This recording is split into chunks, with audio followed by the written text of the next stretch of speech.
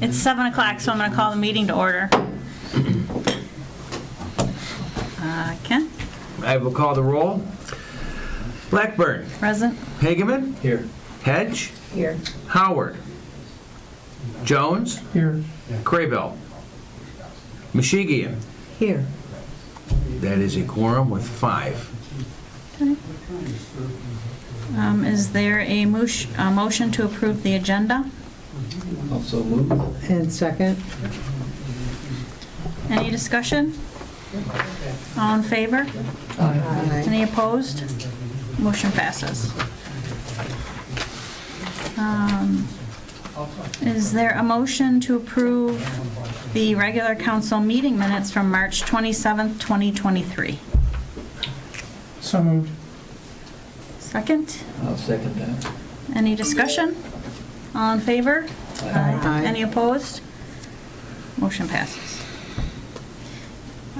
Public comments not published on the agenda. Seeing none, we will move to discussion topics. First, we have our monthly fire department report from Chief Everbuck.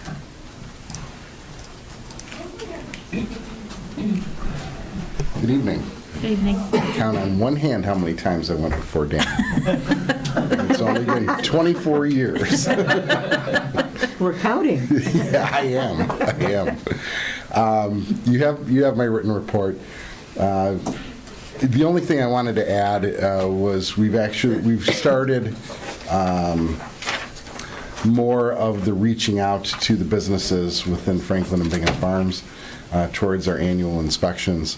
One of the things we're finding is that, not in Bingham Farms, but in Franklin has a business license ordinance which requires an inspection from the building department. And so we're getting questions as to why are we doing 2 different inspections covering the same materials, which we're not.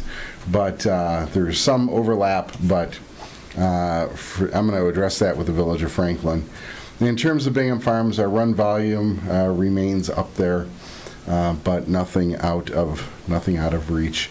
In terms of notable incidents for the last month, we haven't really had anything that was out of the ordinary, and we look forward to moving on into the spring and doing some more training, some more testing, more inspections, and working with our apparatus. So we're finding right now we have at least one of our department members who's in Indianapolis for the Fire Department Instructors Conference. So I'm looking to glean some information as to what trends and technologies are being brought forth. But other than that, there's really not a whole lot going on.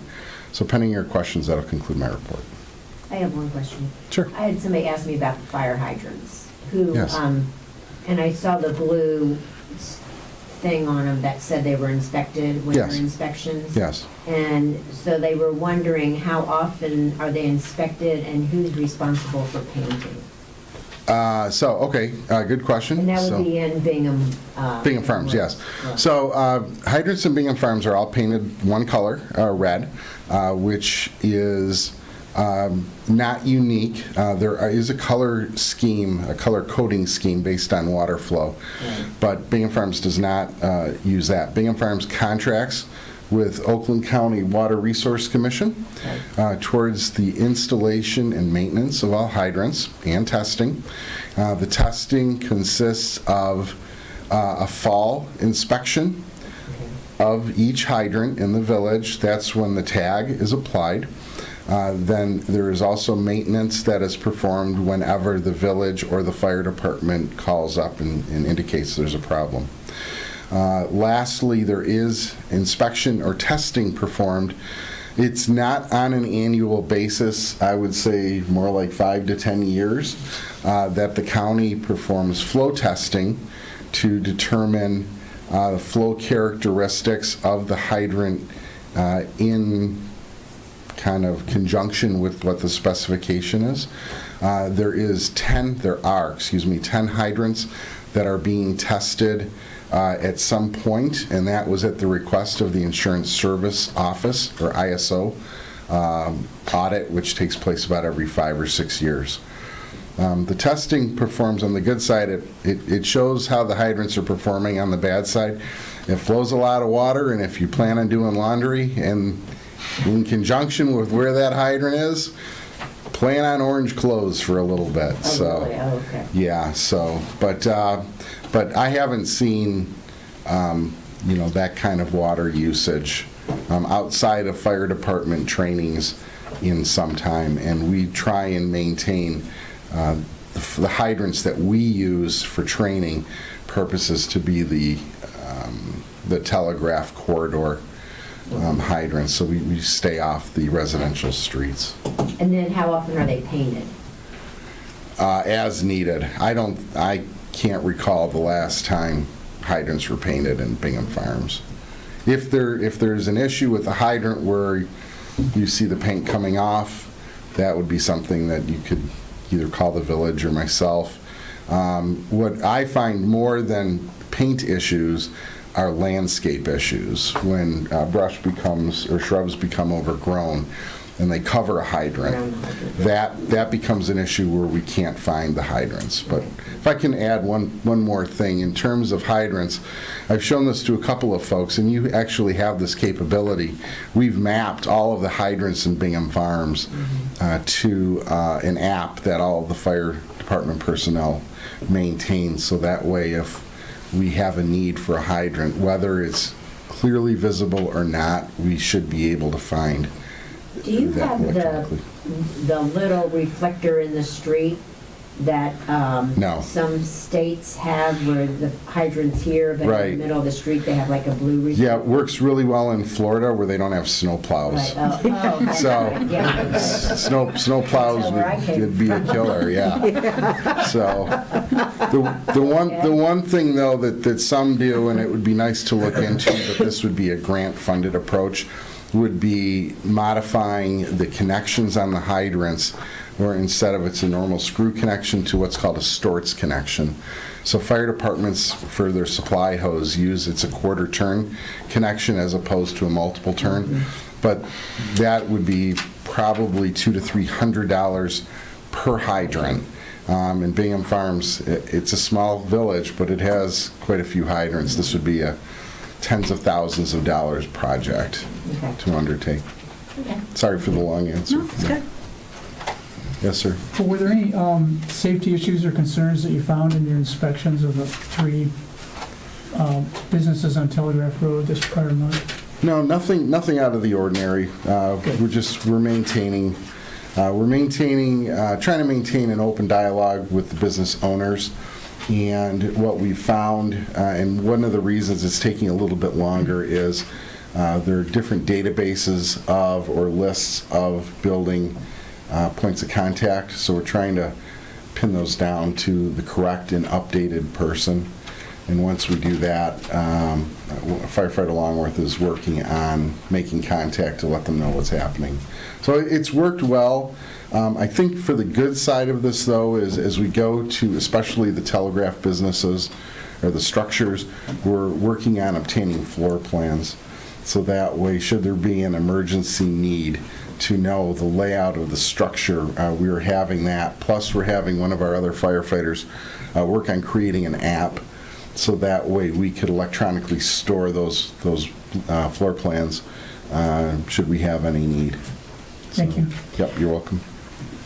Do our business licenses for the commercial area, do they require safety checks? No. Should they? I don't believe so, because just like Chief just said, it's a little bit of a redundancy in Franklin that they're trying to address. But, I'm sorry, I thought it was the Franklin that he was speaking to. Correct. They have a redundancy, we do not. What's the, I'm sorry. He is doing safety and fire checks on the buildings right now without our involvement or the business licensing process. That's right. So Okay. if we did that, we'd be doubling down on Yeah. it for no reason. But it's not in writing, it's not like the building, the company, the building has to do it. They're doing it voluntarily. So, no, they're not.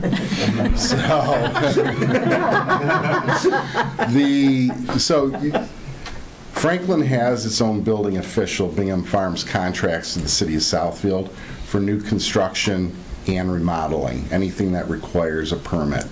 Will go to City of Southfield for plan review, and then Southfield will issue the certificate of occupancy. Once they issue that C of O or certificate of occupancy, the fire department will go in each year to conduct a safety inspection. Franklin's business licensure doesn't go to the building, it goes to the individual tenant. So it gets way more pinpoint. Franklin has obviously fewer tenancies than the Village of Bingham Farms. Yeah. And so where Bingham Farms, in the buildings, you'll have medical offices and you'll have larger occupancies that once it's laid out, there's not much that's changing. Whereas in Franklin, it's more of a building inspection. So the building inspection is looking at various elements regarding plumbing and electrical, where our inspection is looking at more of the open, let's see, I don't know how you would call it, kind of on its face issues like the use of portable heaters, fire extinguisher maintenance, and placement. You don't tend to have those issues in Bingham Farms because a fire extinguisher, say in Bingham Farms, will have a cabinet that is on a wall that this is where it is, period. Yeah. Whereas in Franklin, you have structures that are, some are over 100 years old, where the extinguisher may start off in one location and after 3 or 4 years may end up in the back of some cabinet somewhere. So we're looking at two different things. Well, I want to commend you. My neighbor stopped me the other day on the road, and your fire trucks were in her driveway a couple weeks ago. Okay. And for the longest time.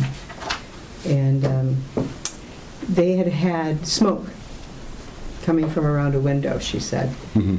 And she was very impressed with the professionalism, the thoroughness, and how nice you were. This was a house where tile work was being done in the basement? Yes. Yeah, that was interesting. We ended up bet. calling the county to investigate that. Yeah. Yes. So, yeah, she's very nice, and I felt so bad for her because her husband had went to the hospital the same night as And never this told her incident. he was going. Right, Yes, that was interesting. right. Yeah, Anyway, yeah. happy to help, yes. Well, and she appreciates it Good, very good. much. Are there any other questions? Thank you. Thank you. You want to start the process for changing typical hydrant type?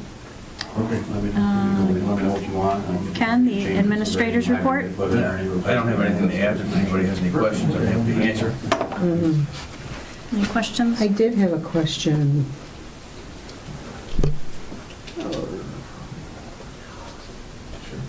Oh, I wanted to ask. We had, and I thought Diane would be here. I'm sorry she's not tonight. We were talking, brainstorming about marketing, communication campaigns that we could do, methods, tools to use. And we sent out the cards. We picked up 14 new emails. But we still are lacking hundreds. Can we do brainstorm on some other likely, and maybe we should get Mike involved, Deb? Your husband would be good at this, as a marketing professional. Sure. That would help us to reach all of our residents and at least make sure that we have their contact information. We have addresses, but for electronic communications, it would be a good idea, I think, to be able to say we have all of them. So maybe we could put a committee together to work on it. Reach out to the community. Is there something in my memo that I missed? Yeah. No, you. Well, every week, you're reporting on the newsletter was sent out, or something was sent out, the cards were sent out, and it included 743 emails. I see where we're going with this. Okay. But I have a feeling that sometimes there are some people that just don't want to be involved, or they're just not interested. I feel that 743 emails out of 1,100 is pretty good. But, I mean, I guess we could always do better. Always do better. And I think that's really part of our job is to not stop doing better. And I think some folks just are not that interested in village. Well, the other thing is, Ken, on the other side of that, maybe we could do something different with the newsletter, with our communication to perk it up, make it more interesting, valuable content.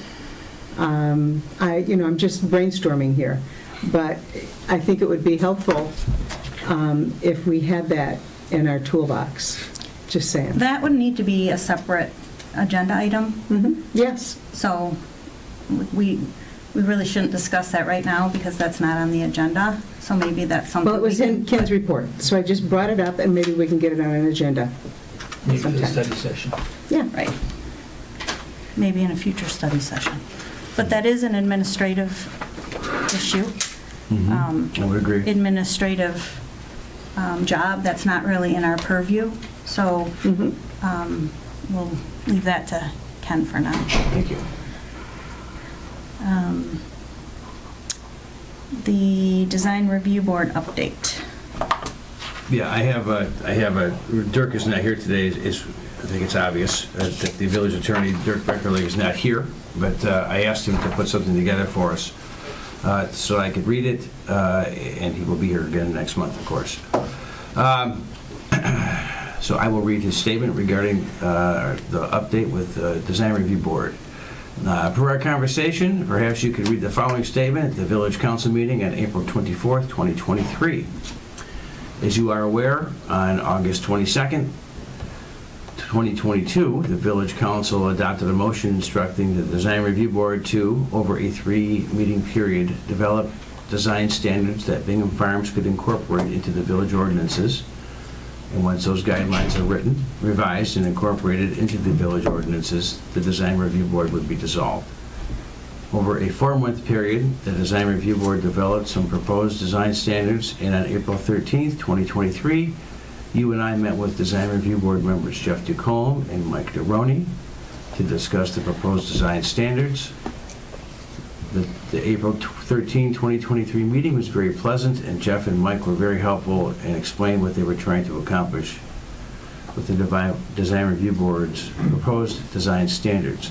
Essentially, the DRB's proposed design standards attempted to identify those standards that were objective and enforceable, and those standards that were subjective and therefore likely to not be enforceable. After our discussions with Jeff and Mike, it was decided that I, working in conjunction with you, that is me, and the village planners, will keep many of the objective standards in some form as enforceable requirements, and those subjective provisions would be placed into a new section that would be drafted and entitled Residential Design Suggested Guidelines. To now take the DRB's proposed design guidelines and fine-tune the same and put them into the appropriate locations in the zoning ordinance, as well as repeal Chapter 153, Design Review Board, and address references to the Design Review Board in Chapter 98, Signs, will likely take at least 3 to 4 months, and we will begin working on that project. I greatly appreciate the help that the Design Review Board, and especially Jeff and Mike, provided in helping the village implement the Village Council's August 22, 2022 direction. Thanks, Dirk. Thank you. Next is the Police Department. Chief Roberts is here to go over the monthly report and the SAD budget presentation and set a public hearing for that district. Okay. Good evening, everyone. How are you? My monthly report, I don't really have much more to report than what's in the written submission. A couple of things I did want to mention. One, about the submission itself. You probably didn't notice, but we fine-tuned the traffic stop portion of it just a little bit. We added a couple of more lines there just to bring some clarity as to where these stops, the traffic stops, are occurring, whether in Franklin or in Bingham Farms. But just so you're clear, a traffic stop can either be a warning, a verbal warning, hey, slow down, don't do that anymore, or the officer could write a ticket. And then, again, if the officer chose to write a ticket, that doesn't necessarily translate to one-for-one. So somebody could be speeding, but then they also could not have their license with them, or they could not have any proof of insurance. So they could get potentially 3 tickets out of 1 traffic stop. So just out of clarity, I know it's a little bit confusing, and if you ever have any questions, please give me a call about the stats at the office at any time. I'll be glad to go over it with you. The other thing that I wanted to mention that's really not on the report is maybe some of you saw in a recent article about DTE in the Detroit Free Press. There was a lengthy article on the Sunday Free Press a few weeks ago about how DTE is performing or not performing, as the case may be. And it was a very long study, and it talked about the recent storms that we had and how many power outages that were out. But the nice thing for us was, as you turn the page, and there taking up half of the page was a Franklin police vehicle blocking off 13 Mile, where a line had come across 13 Mile. It was a great picture. The Free Press photographer did a beautiful job with it, and it's the vehicle that you all purchased. It's the F-150 pickup truck, so that makes it even better. But I actually reached out to the Free Press photographer to get her permission to frame the picture and hang it in our police station. So it's a pretty cool picture, actually. She really did a nice job with it. So we're gonna get that hung one of these days, and she was very helpful in getting that to me. Other than that, that's really all I have on our monthly report, unless you have some questions for me on the crime portion. So there really isn't anything new there. A lot of traffic-related incidents and things like that. So are we still having the cars being stolen? So we had a crew come through last week. In fact, trying to think, did they hit in Bingham Farms? They did not hit in Bingham Farms. They hit us in Franklin off of 14 Mile, just west of Telegraph. Was that the Range Rover? Yeah, one of them was a Range Rover. A couple of Jeeps were hit, specifically targeting vehicles that are unlocked. They had stolen, in the case, we actually chased one of them for a while. In the one last week, the vehicle was stolen out of Bloomfield Township. The officer spotted it in Franklin and gave chase for a while until we couldn't chase anymore. But that was a BMW, as I recall. But again, the keys were left in the car and it was unlocked. Yeah. So we got to stop making it too easy for these criminals. Who leaves their keys in the car? You would be amazed how many people leave their keys in their car. It's unbelievable. Yep. Honestly, other than one recently that was stolen out of the office buildings on Telegraph, I think every one of them in the last 5 years or so have all been stolen with the keys in the car. Yeah. It's really hard to be sympathetic. I agree. I agree wholeheartedly.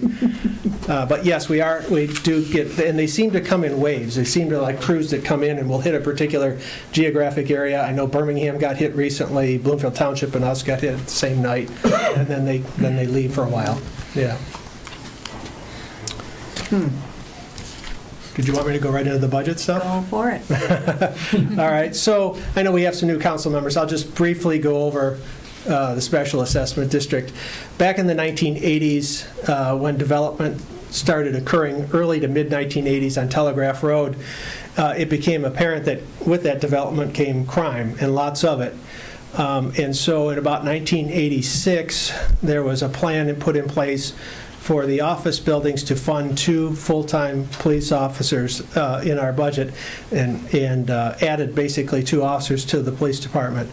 At that time, I think we were getting something like 25 stolen autos a year, 60 larceny from the buildings, things like that. It's crazy. Things that we don't get 25 stolen autos from the buildings now I think in the 11 years I've been here as chief, we may have had 5 in the last 10 years or something like that. So it really worked. The bottom line is adding those 2 officers that are highly visible, that are in the Special Assessment District every day, writing parking tickets, being visible on Telegraph Road, really brought the crime problem down. And I think of all of the material that I passed on to you, probably the most important thing that hits home on that is the appendix. Ken, did they all get that? My narrative and the appendix and stuff they didn't get that? Do we know? You mean in this packet? Yeah. No, it's not in the packet. Okay. Well, you will get it, I'm sure. Every year I write a written submission as to why we need to continue with this special assessment district funding. And in the back of that is an appendix that shows from the beginning in 1986 up to today the crime problems that have occurred there. And, back in the day when it was started, there was 128 major incidents, felony incidents, and this year we had 30. So, and most of those, frankly, were frauds, were identity theft and things like that. They weren't violent crime. It wasn't property crime even. So when you get that document, please take a look at it. If you have any questions, please let me know. So this year, the budget, transitioning to actually what does it cost for those 2 officers that SAD pays for, it went up more than it normally does.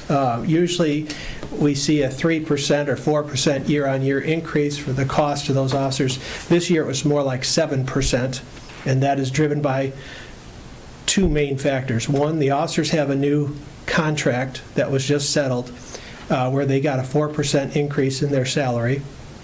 And secondly, healthcare costs went up immensely, 8% last year. That, coupled with the retirement systems that both villages have to contribute to, really increased the amount. As again, it pays for everything for those 2 officers, from their salaries to their benefits to their uniforms to their training, and all of those things all in comes to $390,532 and change. And so that's what we presented to the village for the budget this year. And I'm happy to answer any questions that you might have regarding how that budget was put together or what's included in that. That covered how many officers? 2 and everything that goes with it. Everything from insurance to training to uniforms to dispatch, everything. car. Yep. Everything that goes with it.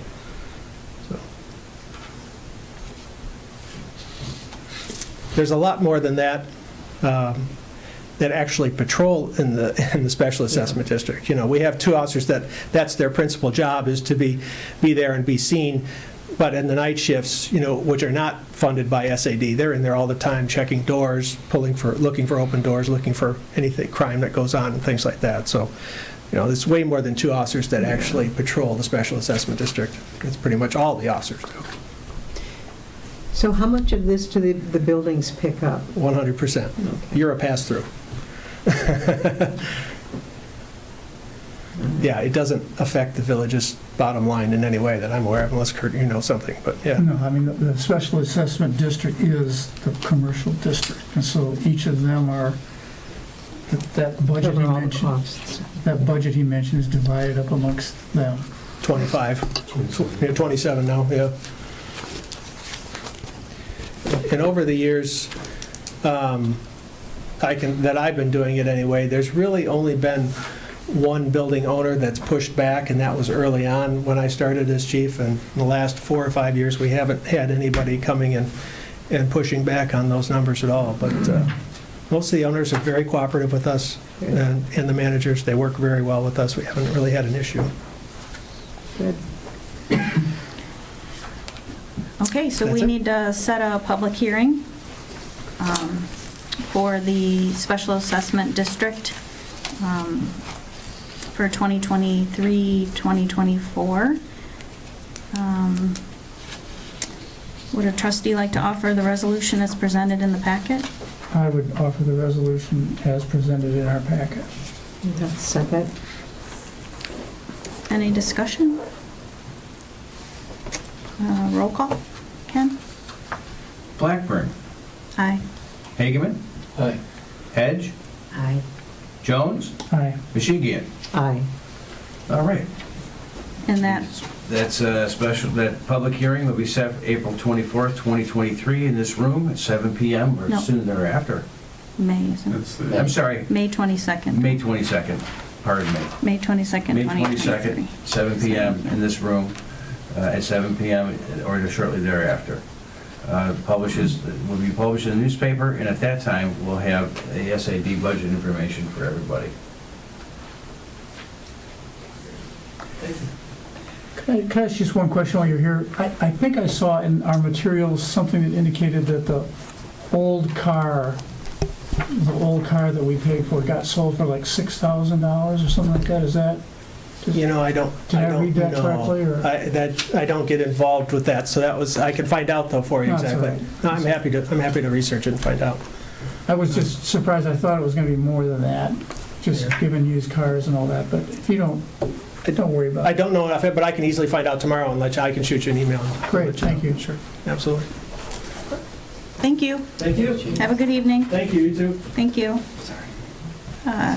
Next on the agenda is the 2023-2024 budget, budget summary update. Bill? Thank you, President Blair. What I did is I just wanted to provide, we're a little bit behind since I've come on board, and I'm trying to get up to speed and get everything done for the budget, but I wanted to give council and all the trustees a kind of overview of where I'm at, what's happening, what the revenue looks like so far, and what the associated expenses look like. So what I've done is I've spent time, and will continue, I went back and looked at what Colleen did last, former treasurer, what she did last year, and we're going to continue to utilize the budget in the format just from a consistency point of view. It looks like, I went back and looked at the prior council meetings, and it looks like it was very conducive and worked out. She has it laid out very well and easy for everyone to understand. So since that time, I've also continue to actively gather information to be able to input the budget. I have met and will continue to meet with both our auditor, Raina Emmons, and also had one subcommittee meeting with both Raina and Aaron. Diane was not able to attend, but we're having those scheduled here within the next couple of weeks to make sure that we meet at least a couple, if not more, times in order to be able to get the budget cemented in. Also met with both chiefs from both police and fire to review their submitted, I'm sorry, Kathy, do you have a question? Sorry. Police car. Yeah, that's where I got Did you, okay, yeah, I'm sorry, I didn't mean to No worries. interrupt. No worries. So I met with both the police chief and the fire chief to review their proposed budgets. I've contacted and met with multiple of our vendors, and the reason why I did that is, one, I wanted to introduce myself to them and get to know them. Number two, I wanted to understand where their cost and review the agreements and the contracts that we have with each one of those vendors, and understand what the costs were, what they're increasing by, and any projections that they see, not only through this budget year or next budget year. Had an initial meeting, like I had mentioned, with the budget subcommittee. Wanted to give a little quick update here for the BS&A implementation that we're using to go to both accounts payable and general ledger from QuickBooks. That's going splendidly. They originally had proposed a cost of approximately a little bit less than $18,000. All those invoices are paid. The one increase that we will have as a cost in this new budget, there is a $920 maintenance fee for upgrades to the software or for any type of maintenance that they have on any annual basis. Turning to the revenue piece, based on the State Tax Commission Assessment Roll Certification and board review, we are looking at property tentative taxable value increase of about 5%, 4.98% from 2022. So I kind of listed out what the total tentative assessment taxable value was in 22, the $194.4 million, and in 2023, it's estimated at $204.1 million.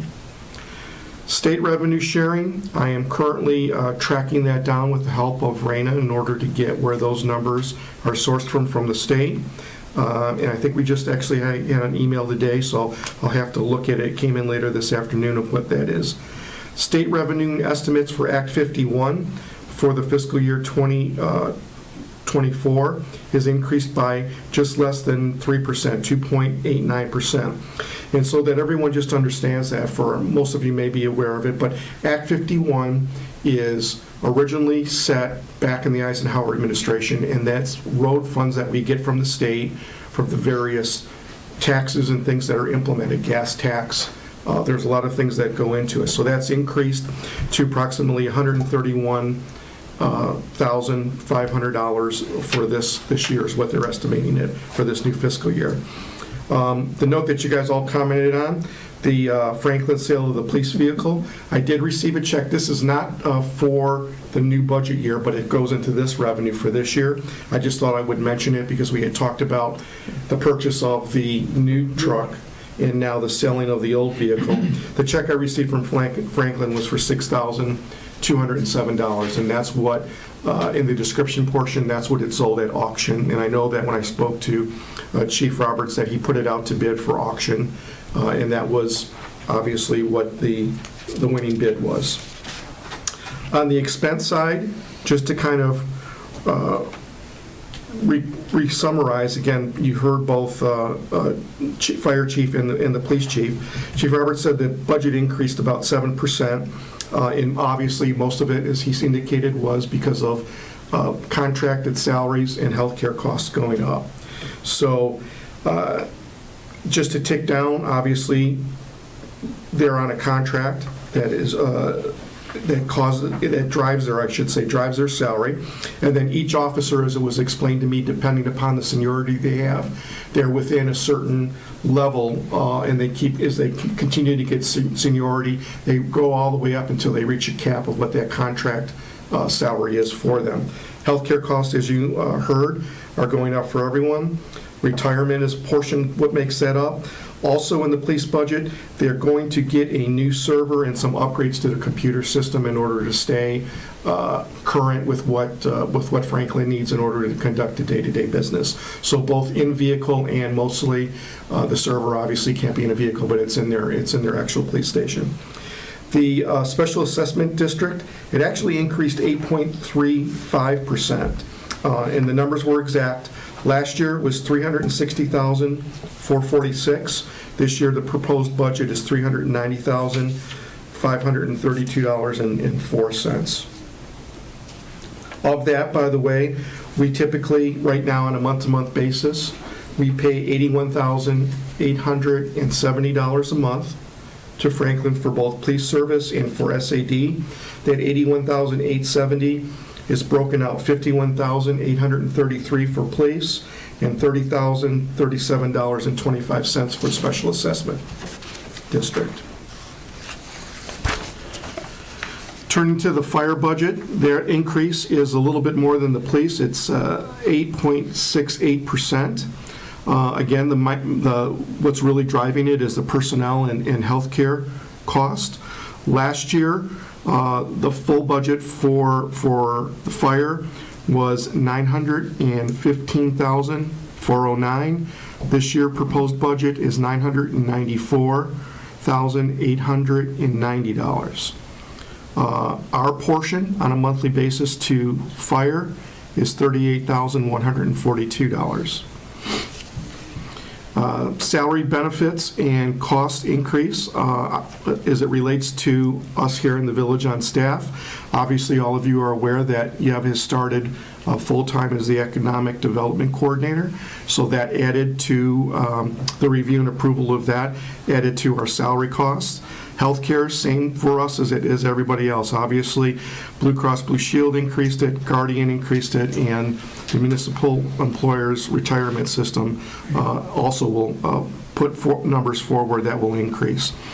We are going to be, and I'm sure currently I'm going to be reviewing it in the subcommittee as well, but part of the council's process is a salary policy review.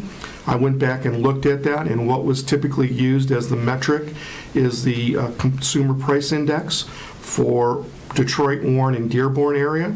Currently, if we look back at that right now, last year it was proposed as a 7% increase. This year, the CPI is showing between 6.2% and 7%. Obviously, that's something that village council and trustees have to make a decision on, but that's part of what the salary policy all incorporates as far as an annual review. Turning to Baldwin Public Library, that increase was 3%.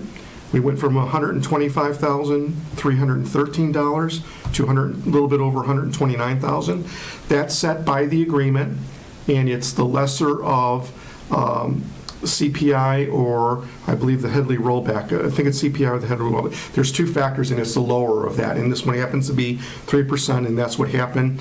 The prior budget committee budget forecast and proposal was 3% increase last time around as well. Car trucking, went back and looked at that contract, and I believe you guys just approved a 2-year extension for them in December, I believe it was. And that now takes us through an expiration date of January 31st of 2025. That's a 5% increase in what our annual cost for both, winter and summer, which includes you don't have composting and yard waste during the winter, but for just regular recycling, rubbish collection, and then composting in the 2 large item pickups that we have in the village a year. Right now, that is $108,000 annually for us for the next 2 budget years, since it goes through 2025. And then the last item that I just wanted to call out is our lease rent for this office and this facility in the building that we're in. And our lease rent increased, it went up 2%. So they're on a kind of staggered time frame as far as their agreement. It runs from October of every year through September of every year. So we see a 2.17% increase for the first part through September 30th of '24, and then it goes up another 2% for October 1st of '24 through September 30th of '25. If you look at overall, so that's just kind of the summary. If you look overall, I've maintained and said it all along, if we really look at it, the largest component that makes close to 65 to 68%, depending upon the budget year, is the police and fire. Is what costs the village, is where all our money is going. Next, then, our salaries and our benefits, and then it just kind of goes down from there as far as what our daily expenses are. Is there any questions from any of the trustees? Yes. I do. Your budgeted revenues, that's residential and commercial? Yes. The revenues, I don't have, I'll have the revenue numbers, but that is an assessed value, taxable value. So if we kept at 9 mills, we'd take the 9 mills and assess it towards the $204.1 million of assessed taxable value. But yes, to answer your question, that is both commercial, residential, and then within that, it's real property and personal property. Right. And the council, I'll share obviously with the subcommittee and have shared, but council will also have, if you want the details on what the actual breakdown is, I have those for you. You absolutely can provide them, and we'll provide them to you. Okay. Thank you. You're welcome. Any other questions? DE? One of the things that the chief said, that the special assessment, we collect that monies and then pass it through to the police. Is that how it works? Yes, that's my understanding. But It's that's passed not in through. this. The SAD increase of 8.35%, that is for the special assessment district. Okay. Yes. And just to be clear, last year it was $360,446. This year the proposed budget is $390,532. Okay. In 4 cents. That's just the SAD portion. Correct. Right. Okay. Any other questions I can answer? I don't have a question, but I just wanted to point out that I'll be meeting with the budget committee about the salary increases before the study session. Okay. So I've been doing research on that, so I will get with Diane and Aaron, and then before we kind of go over the budget during the next study session, we should have more of a number locked in. Okay. And I'll provide the CPI to both Diane and to Aaron, but I will also do it for you, President Blackburn. I'll give you the metrics and the data, so Thanks. you have it. Yeah. Yeah, I did look it up. I saw that same, I know we use that Detroit, Warren, Dearborn area. Yeah, it's I don't know curious, just a why, comment. I but- don't know why they came up with Dearborn, Warren, and Detroit, but Right. that's what's being used. That's what we do. That's what, if you even look at the Baldwin, they point to the exact same CPI. Right. So, Okay, so, like I said, we will review this, we'll work on it at the study session, but we do need to set the public hearing for the 2023-2024 budget. We will we're aiming to set that for May 22nd, 2023. And I would ask if there is a trustee that would like to offer a resolution as presented. Also offer the resolution. Second? Any discussion? Roll call? Yes. Michigan. Yes. Oh, yeah. Jones. Yes. Hedge. Yes. Hageman. Aye. Blackburn. Aye. All right, that passes. Thank you. So essentially, we have two public hearings, then, We do. Yes. okay. Both on the same night. Yeah. Could be a long night.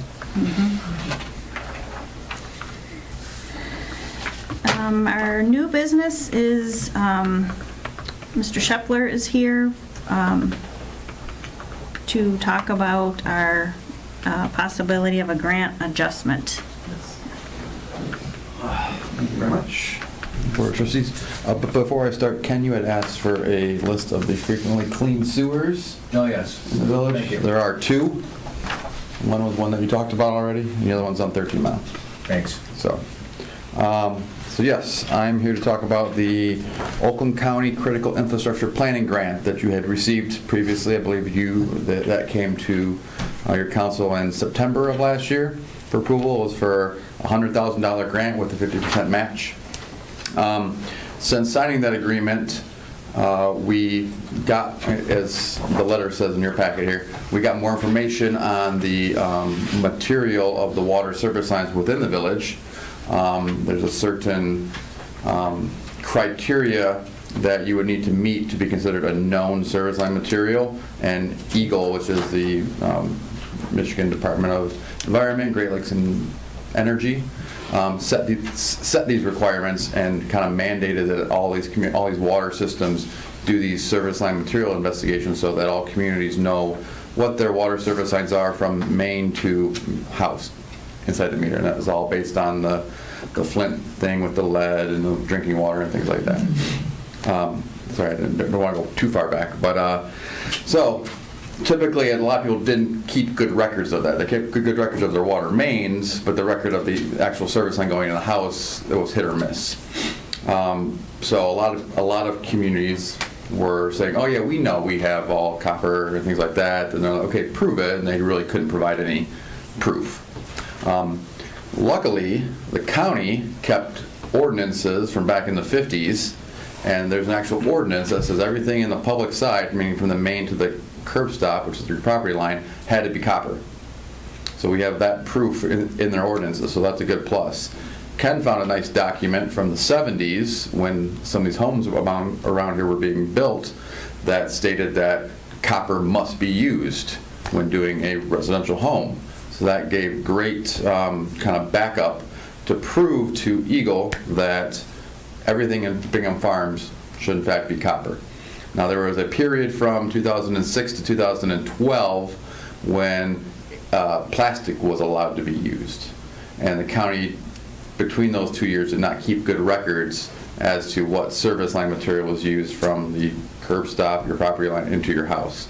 So there's a couple houses that the county will be reaching out to say, hey, do you mind taking a picture of your service line to see if it's copper or plastic? We don't know. We need to know which ones those are. So it's a little bit of work we have to do, but it's far less than we had thought that we had to do previously, which is when we put the application in, we thought we were going to have to investigate 20% of that, meaning digging up holes in the yards, going into homes and checking all that out.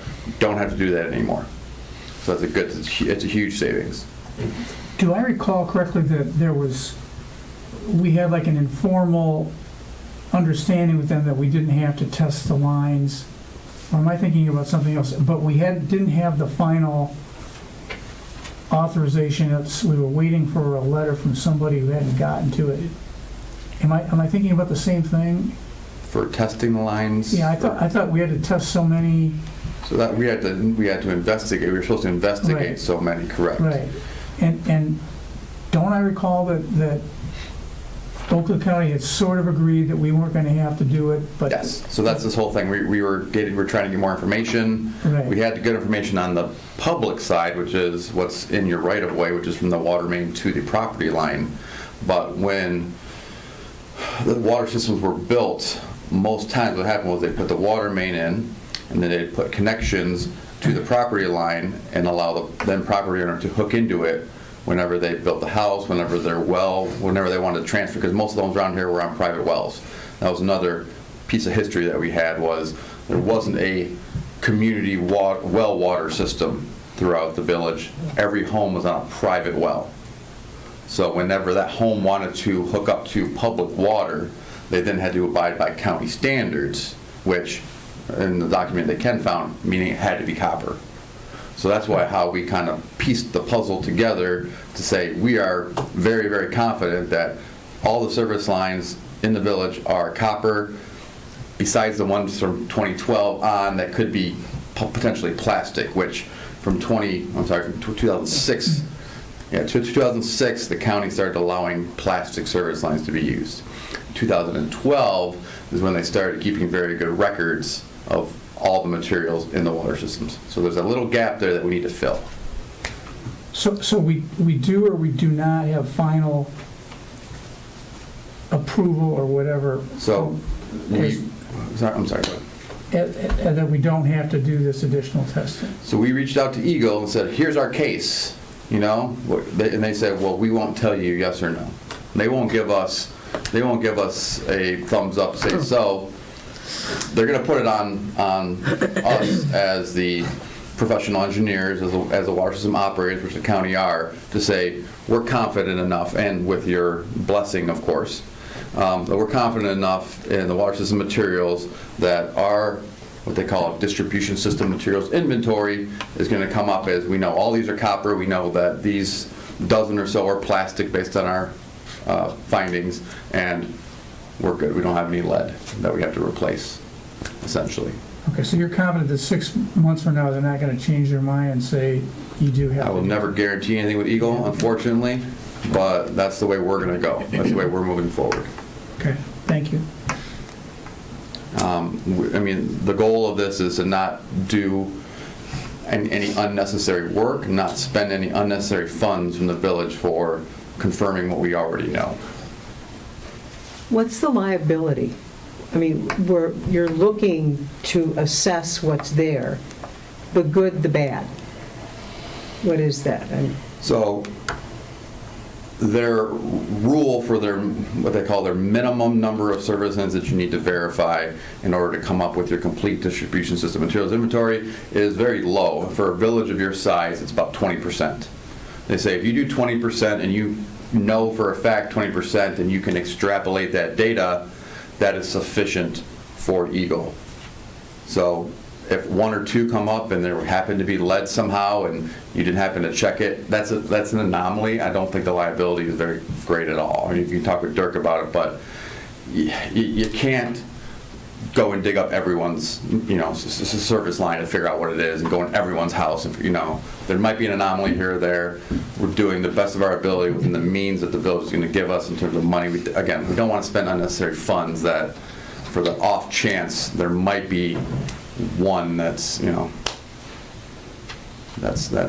again, with all the way the homes were built, the time this was developed, everyone being on an individual well, you had to put in a new service line. You couldn't use that service line. So you got some communities that had older community well systems, and then new city water was brought in, if you want to call it that, and then they would just, we're going to abandon our community well supply main, go to the new main, and use our old service line, right? Because they already had one. They're not going to put a new one in. That one, who knows when that community well system was built, and who knows under what regulation and what contractor. That one might be lead. I think we have one like that in Bloomfield Hills, which is under the same, very similar circumstances to Bingham Farms. It was built in the 70s. It was built under the county. However, there was a small portion of it that had a community well system. Mm-hmm. So for that small area, we have to do that 20% investigation to figure out, to get a good idea of what kind of service lines, or how that system was built back prior to when the county did it. Yeah. So, long explanation here. We don't think we need as much money to do that work as we had previously thought. Still need to do a little background research. You still need to write the letter to Eagle. You need to have conversations with them, make sure they're on board with it. Again, they won't give us a firm written letter saying you're good. which I don't think they will for anyone. That's kind of been their stance. They're saying, you give us your best assessment of this, and they're supposed to come out with guidance to say whether or not they agree with your assessment or not. We've been waiting for a year and a half, and they have not come out with that guidance. It's been a very slow process. They kind of put the cart before the horse, but that's for another conversation. So we feel we can decrease that budget. That was one of our items that we want to do for this grant. So we feel we can decrease that budget. That gives us a lot of money to use elsewhere if the village so chooses to. Now, this money is like obviously 50% funded, so for every dollar you spend, you get a dollar. You got a dollar worth of grant money. So I guess the first decision would be, do you want to expand your grant? Do you want to use that money, or do you just want to take that savings and not have to spend it? That's the first decision. If you wanted to keep using that grant money, I gave a couple ideas on how you could, I guess, shift that money, reallocate it into other items that you need to do that you could just do with 50% savings, essentially. So the money needs to be spent on which category? Infrastructure planning. Infrastructure. But is it the clean water, or can it be rain runoff systems? So we have a stormwater management planning master plan. That's part of it already. That was part of the original proposal. So if you read the letter, the original proposal was to do water service line verifications, to do some sanitary sewer planning, including televising the sewers, and then to develop a stormwater management master plan. So those three items were chosen specifically because the grant originally was supposed to be a competitive grant, meaning you were awarded points for the different types of infrastructure you were planning for. Right. So we want to hit all the categories to try and get as many points as we could to get prioritized. Well, they ended up funding all the people that applied. So we really didn't. We put a lot of time and effort trying to figure out how to strategically, get these points and these points. They had a whole criteria of what to do, and they ended up just funding everyone. So that just means they want you to use the money, right? They want you to use the money. So this letter was kind of a draft to them, because we have probably a half a dozen or so that we want to do this with, half dozen communities that we got this grant for, that we want to kind of reallocate, shift some money around. So we're using this as kind of our template, because this is one of the first ones that we're definitely know that the service line verifications are coming down. We feel very confident in the backup data that we have. Yeah. So I talked to the person in charge of there. He gave me his verbal, yes, we want you to use the money. This seems okay. We have to talk to our auditors to make sure that's all good. But we're pretty confident that this will be an acceptable way to reallocate, as long as it keeps the intent of the grant, which is for infrastructure planning. So all items that we have kind of said, this is the recommended, these are all infrastructure planning activities. All right, I'm just noticing as I'm walking around the village, the latest was one of my neighbors, his front yard flooded. Last fall, when I was walking around, Timber Trail runs behind my home, and that was nearly flooded. The ditches were full and out into the road. So would any of this money be earmarked for doing sewer drains? So this is a Not sewer planning. drain, not sewer, but having water drains along, So this is a planning grant. We can't do any construction with it, unfortunately. Okay, We can just planning. Plan stuff out, and that's already something that we had originally applied for. So no, we can't do any unfortunately, we can't do any construction with it. So if you want me to go real quickly through, like I said, we had planned on doing water service line verification, sanitary sewer system planning, and stormwater management master planning. We're still going to do the water service line material investigation to complete your distribution system materials inventory. We just know we need less money to do that. We had proposed a slight reduction in the sanitary sewer planning, including the CCTV, because we really just did that in 2016 through 17 with the SAW grant. So yes, it's been 5 years since that was done. It needs to be done again. The county does do that continuously. They do a certain percentage of your sewer every year that they televise. This grant could be used to offset that cost. Meaning, so usually that's part of your contract with them. They just do it. Essentially, you could pay them half as much, essentially, if you wanted to use that for the grant. So that's just kind of saving you money on that end, if that makes sense. It's something that they already do. You can do it for half the cost, essentially. The third one was the stormwater management master plan that we talked about. We wanted to add a little bit of scope to that, so we put in an extra $10,000 because Ken found a nice SEMCOG infrastructure or stormwater planning grant that he wanted us to apply for, which hopefully we could cover the match Nice. with that grant. Very nice. So we figured that was a good way to use that little bit of extra money to try and cover the grant, because with the stormwater management master plan, that's typically a general fund obligation. So that's not something that you could fund out of water rates, sewer rates, things like that. So getting as much of that paid for as possible would be beneficial. If that makes sense. Yeah, it all makes sense. So then a couple other things that we had thought about adding, so using that little bit of extra money, was the village has a ejector pump station, if you didn't know that, down on Brooks Lane. Nobody knew that, Brad. Why don't you explain what that is? So an ejector, it's not, so typically you have a pump station, right, which has a pump, has a mechanical impeller that sucks Yeah. sewage out and pumps it. This is such a small system, and I think it only serves 5 or 6 homes on Brooks Lane, down to the very south end. There's no place to, West, pardon? southwest then. South, I think Brooks is on the southeast, right? I'm just saying, the southwest, because the southeast is Southfield, the southwest owns Bingham Farms.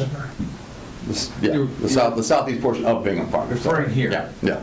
Right? Yes, yes. There's no way for them to be serviced by gravity.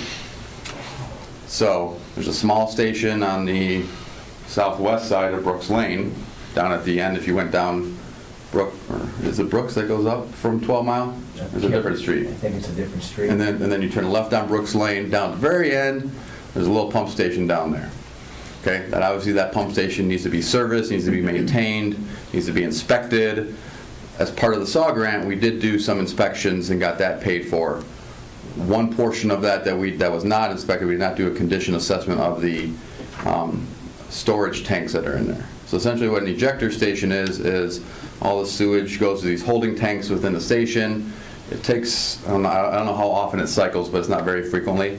And instead of using a pump, they actually use compressed air to force sewage out of these holding tanks and up and into a gravity sewer, then down to the interceptor that runs through the river, essentially.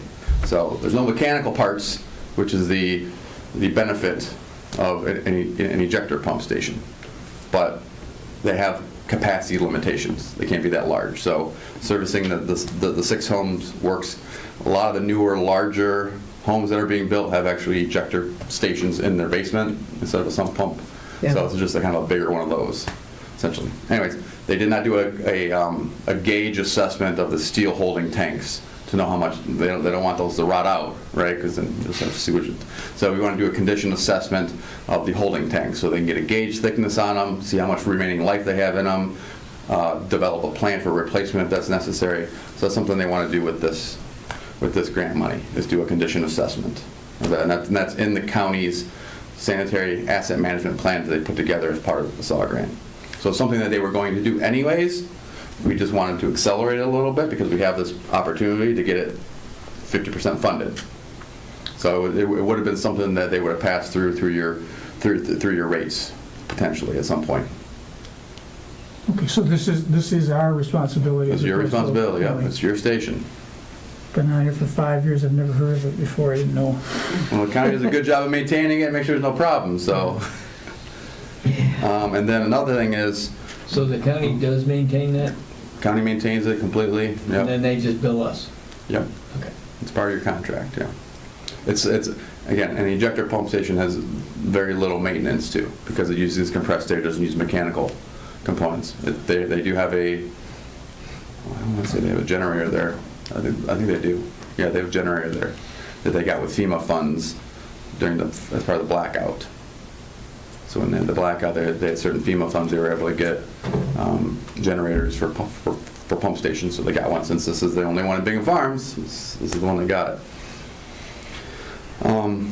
The next one is every 5 years, water system is supposed to do what's called a reliability study for their water system. This is to, so that Eagle, again, this comes from Eagle, this comes from the Safe Drinking Water Act, so they make sure that you are operating, maintaining your system properly, make sure that you have been doing capital improvements so that you don't have a lot of dead ends, you have circulation, your fire hydrants are capable. I wish Tony was still here.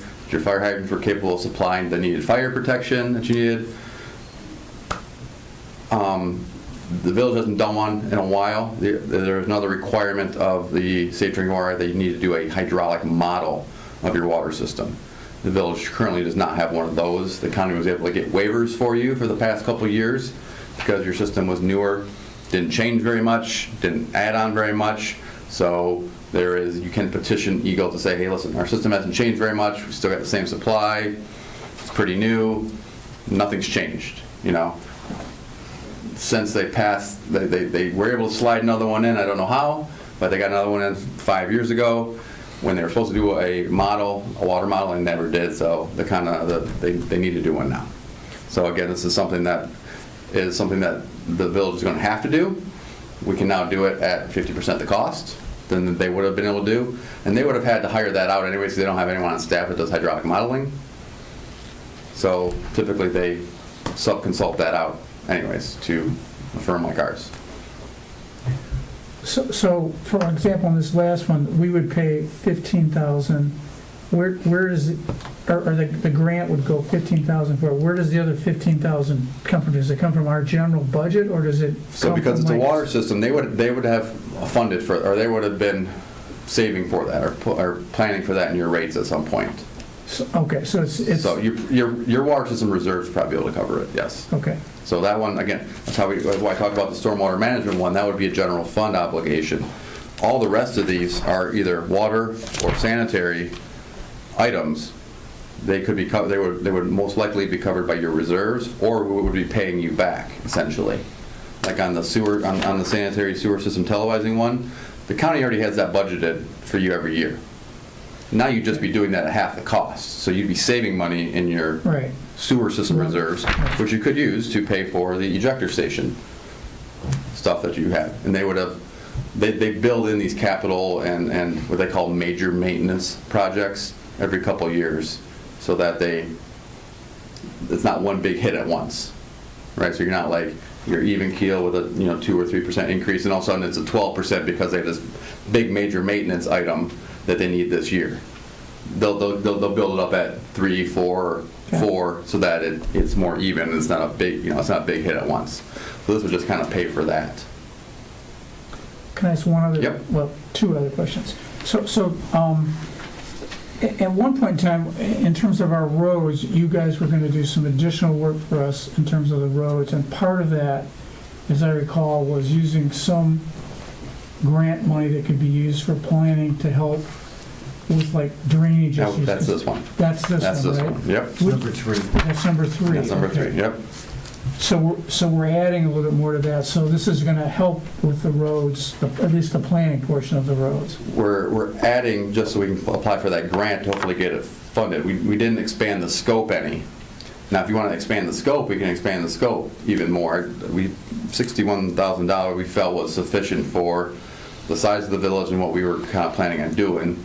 But if you want to expand it, by all means, if we don't spend it, we won't spend it. But we felt that $61,000, or I'm sorry, $62,000, so we added $10,000 to apply for the SEMCOG grant. So we still feel that that's enough money to do what we want to do. No, that's fine. Yeah. And then just the last question, and I'll promise to be quiet. The letter's dated April 20th. This is a draft letter. It hasn't gone out yet? Correct. I wanted to send it to the county, to the person at the county that's right. Problem with the grant is it was set up by Oakland County proper, Oakland County government, not WRC. Okay? The person that was running it from Oakland County has since left. or are they separated, if you want to call it that. So the WRC is kind of taking it over, but hasn't really taken it over yet. The county still, so they haven't figured it out yet how they're doing it. And I've gotten, again, we did a dozen of these for different municipalities, and everyone is having the same heartburn, being like, how do we get our money? You know, how do we apply? And the question right now is just they don't know. They don't know who's in charge of it yet. They're still trying to figure out. That's why I said they have a meeting with the auditors next week to figure out who's taking it over. I wanted to get this to my contact there, that he is confident that WRC is going to run it. He's going to be in charge of it. He just wants the municipalities to use the money. You know, it's what it's there for. He fought hard to get these, you know, he fought hard to get the county to allocate $2.4 million for all these grants for local communities, and then fought hard once they got, what was it, 37 or 32 applications for $100,000 to say, hey, can you give us another $800,000 so we can just fund everybody? And that's what they did. So he's been very instrumental in this. He says, listen, we want these communities to use the money. We fought hard to get this money. If you want to give it back, it's fine, but we'll reallocate, we'll move stuff around as long as it stays within the intent of the grant, which is to do infrastructure planning, which all of these items that we've proposed fall in that bucket. So if you have any other ideas, I'm more than welcome to hear them. The Republicans are trying to like reduce spending in Washington, and one of the things that they're proposing is clawing back monies that they've already approved under the ARPA. Is this funding part of that or not? I hadn't heard that. This is ARPA funding, yes. I hadn't heard that. I can inquire about that. But to my knowledge, that money has been allocated and is there, to the best of my knowledge. They were going to try to get unspent money. Well, that's why Claw back unspent we should money. spend it. But that, yeah. Yeah, okay. I know, I'm not sure whether this would be covered by that, because it's been allocated at least to Oakland County, so maybe that counts as already being spent. I don't know. I would hope so, but if that's the case, I know the county has a lot more money that they're trying to figure out how to spend too, and so is the state. Okay. I think everyone was trying to be very diligent in how to spend the money properly, that they've kind of just been holding it. So that would be unfortunate if that actually happened. Well, the Democrats obviously don't agree, so probably won't happen. Just was curious. No, I had not heard that, but I will bring that up. We have to get it done, then. We just need to get it done, then. Yeah, Spend it. Spend it. Send that letter, yeah. So basically what you're asking is for us to make a motion for you to go ahead and send this letter. Officially, yeah. Right. Or if you wanted to, or just an open forum if you wanted other things to think about, other type items that you live in the village, where there's, kind of concerns and things like that. We thought we put the most money in the stormwater, because that's kind of, in our discussion, been like the biggest topic besides the roads, which it's another topic and can't be funded through this. Right. It's just, they don't count roads as infrastructure, I guess, under this guise. But based on your expertise and what you know about our village, this is what you would recommend. This is what I would recommend. This is what you're recommending we go forward with. Yeah, and we had meetings with village staff about different ideas. We did a little brainstorming kind of session as well. And we think that, again, besides the stormwater, all the other four options are things that are, again, in the WRC's kind of pot that they already spend for you. So it wouldn't be as much as it's always difficult to go to a community and say, hey, look, we got this grant, but you got to match this much. And they're like, well, that's not in our budget. We don't know where. So setting up the way we did, there's really only one piece that is really needed to be a match from a general fund type obligation. And then on top of that, we're trying to get that portion covered through another grant. Right. So, right. Well, I appreciate all your effort on all this and saving our pennies. Trying to. And still get stuff done. Yes, right? yes, and get stuff done. We like to cross things off. Are there any other questions? Okay, so can I have a motion to approve HRC's request for the reallocation of funds as presented? I so move. Second? I will second that. Is there any discussion? All in favor? Any opposed? Okay, that motion Thank you passes so much. then. And if Thank you have you. any other concerns, issues that you can forward them to Ken will get them to me. Thank you so much. Brad, what is the status of that SEMCOG grant? Have you? I was kind of waiting to get approval of that we're okay to go. That makes But yeah, sense. it's due in June, Okay. right? So we have a little bit of time. But- Okay. Okay. Thank you. Appreciate your time. Thank you so much. Thank you so Have much. a very good evening. You too. Bye. Okay, we are going to move back to Bill with the treasurer's report, the financial statements. Thank you. So I wanted to cover in the treasurer's report the documents that I pulled together for council. First, let's go through the disbursement of the checks for both the general fund and the gas and weight. We dispersed checks in the report for April 2023 out of the general fund for a total amount, excuse me, of $149,643.17. The check disbursement for April 2023 out of the gas and weight account was $6,990 even. That was both as of the date that the reports were pulled. And the next document that's in the treasurer's report is the profit and loss budget versus actual July through January of, actually it's July through March 2023. I apologize again for that typo that's there. But if we look at it, what I wanted to call out is we are currently, this is the first line item that I always look and keep track of is under the expense, total expense size. We are 75% through the fiscal year so far. We've got one quarter that we're remaining that is not in this report, which is April, May, and June. And if we look at it, we are at 71.9% of the budget, which we are tracking exactly where we should be. The last item that I wanted to review with council that's in the packet is the current investments as of March 2023. And we break it out under general fund and road fund. So under the general fund, if you look at it, we have a total of $3,364,051. It's made up of the various line items above.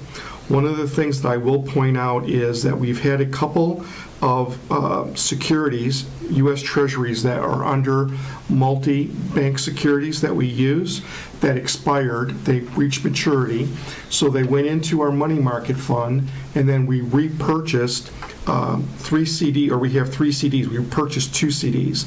So you'll see them listed out. CDs for First National Bank of America. That one's actually going to be maturing at the end of this week as well, and we have plans to review. I'm reviewing, and we'll have plans and recommendations from MBS in order to reinvest that money as well. But the 2 that we purchased were Michigan Bank, Bloomfield Township. It's a CD there. That one is being, it was a 3-month CD, so it's expiring and maturing in the middle of June, and that's at 5.05%. And also North Point Bank is another CD that will also be coming to maturity at the end of June for 5.05% is what its current rate is. So if you go back and look at what we had in the past, you'll see the one CD that's expiring at the end of this week. The interest rates, as everyone knows, has gone up. So we went from 1.3 to 5.05. The reason why I'm keeping it very short term on the CD market is that in June we'll have another Fed board meeting where the Fed's going to come back and see what they're going to do as far as what actions that they're going to take or not going to take against inflation. And I wanted to just make sure that we position ourselves the best that we can based upon what happens with the Fed and still being able to have, liquid funds if we need them. Turning down now to the road fund or our gas and weight, I kind of use those 2 synonymously. We have 3 investments there. We have local government investment pool that's held at Oakland County. That is increased from last treasurer's report to 606,546. And then we have 2 CDs, one from Fifth Third Bank, which is also managed by MBS, for the $250,000 that is expiring also in June 30th of 2023, and Superior National Bank, that's a little ways out, middle of August, is when that one will mature. And obviously you can see the appropriate rates for each one of those. That brings the road fund balance as far as investments to $1,106,546. Is there any questions regarding it? I will also make a comment going back up to the general fund. It's not reflected in this because this is in March, but I did have to move money out of the Oakland County pool, the local government investment pool. It shows a balance of 404. I had to move 200,000 into Huntington General Fund to operate in order to stay and have money to pay the bills. And obviously the majority of that, as we already explained this, earlier in the session, is police and fire. So if we look at that, we have close to $200-some thousand a month that we're paying, or through the next couple of months for the month of May and the month of June. So you'll see that balance in the next treasurer's report come down from the 404,966. Very good. Bill, question. The Yes. CDs that we have with Fifth Third and Superior, can those be, when they mature, can those then go to 5.5 or 5.05 or up? Would it be worth it to do that when they mature? Yes, when they mature, I always look at it as they're coming due. The ones that go through MBS, I have a long conversation with Chaz Kip that says what's out there, what's providing the highest rate right now, what's the term, and we talk all about that, and then I make the decision of where to invest based upon the options that he has. But yes, if you look at the ones from prior up on the general fund, DE, those ones increased and we were able to get the 5.05%. I don't have a crystal ball, but assuming where things and interest rates are now, when they do actually mature, if there's higher interest rates in CDs, we will definitely move those investments to that. I also look at money markets and other investment avenues as well. But yes, the thing is that we follow our investment policy, we follow Public Act 20, and we try to make sure that we maximize the amount of return that we can get on our investments with still making sure that we reduce the risk and make sure that we follow our And policy. that just makes sense, yeah. Because I see a lot of these are 4% and above, so when these mature, I could see those, because that's a substantial amount of money. Right. Well, I'll draw your attention, if you look above the second line item under general fund for Independent Bank, that was another one when I just started, they flipped and changed the CD that we had with them matured, and we moved it into a new CD. The prior one, I believe, was at 2%, if I'm not mistaken, and it went to 4%, and that one matures May 23rd of 2023. So again, we will look, I get notifications that they're coming up and coming to maturity, and I look at them because I review all the statements, and we will always make sure that we pick the best investment, low risk with the highest yield that we can get. Good. Any other questions? Okay. We need a motion to accept the financial statements for March of 2023. So moved. Second. Any discussion? All in favor? Aye. Any opposed? Motion passes. Okay, Bill? Bills? Do you, or you already, I covered the bills portion All right, for the so general, for the checks, and wanna for just both the keep general going? fund and for the weight, yes. okay, so I need a motion to approve the 2023 bills. Also move? Second? Second. Any discussion? All in favor? Aye. Aye. Any opposed? Motion passes.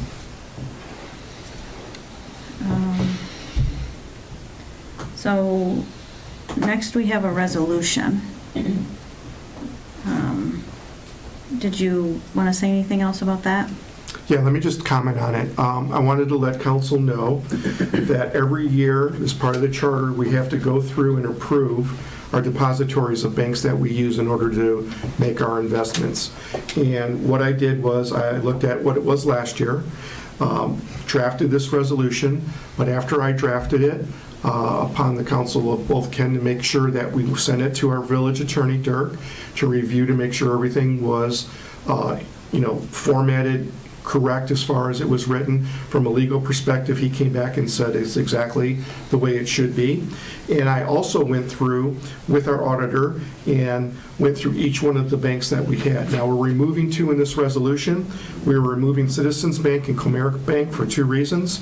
First reason is we really haven't deposited anything with those 2 banks over the last year. The second thing is those 2 banks typically don't have a robust municipality perspective or group that deals a lot with municipalities in the state of Michigan from what other municipalities have. So there was really no reason to keep them on a list of approved depositories, since we really don't see any reason why we would go to them to look or source investments. The other ones that are listed below have been on since last year and even prior. They do have and cater to municipalities. So the resolution was written in order to remove 2 and then keep the remaining ones that we are either doing business with now or could do business with them in the future. Is JP Morgan caught up in that bank collapse, or was I misinformed?